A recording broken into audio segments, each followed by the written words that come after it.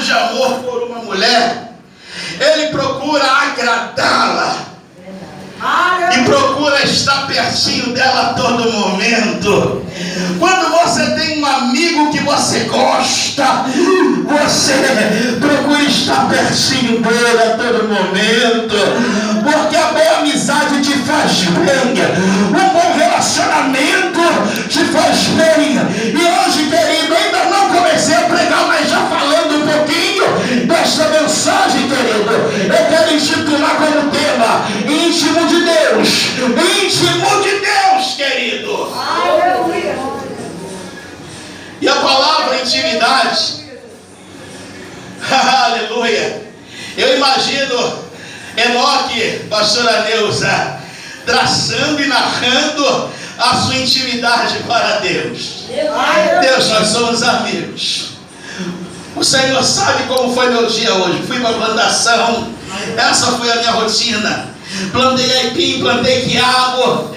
Eu imagino o relacionamento, porque para amigos a gente faz isso. Para íntimos, a gente fala o que a gente fez no nosso dia a dia.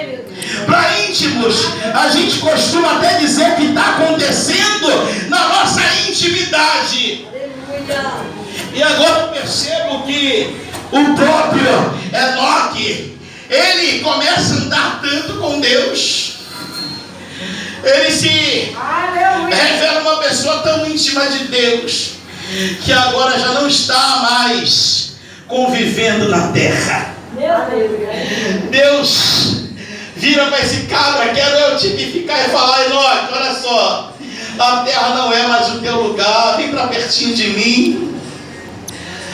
A Bíblia diz também, onde está escrito em Provérbios: ama um amigo, porque na hora da tua luta nascerá um irmão.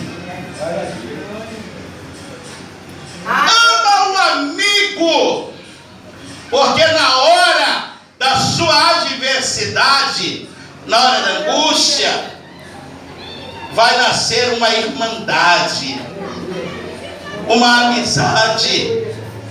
Às vezes você tem familiares próximos de você, mas às vezes você tem um amigo que é mais íntimo do que um familiar teu.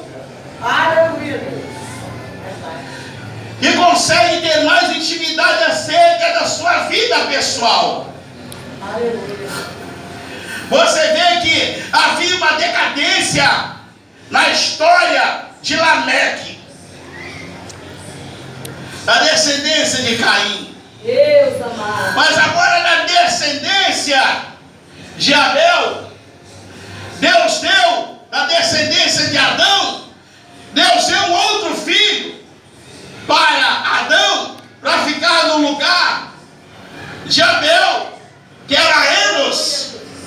E a Bíblia vai dizer que na árvore genealógica de o próprio Enoque, você vai ver que viveu 900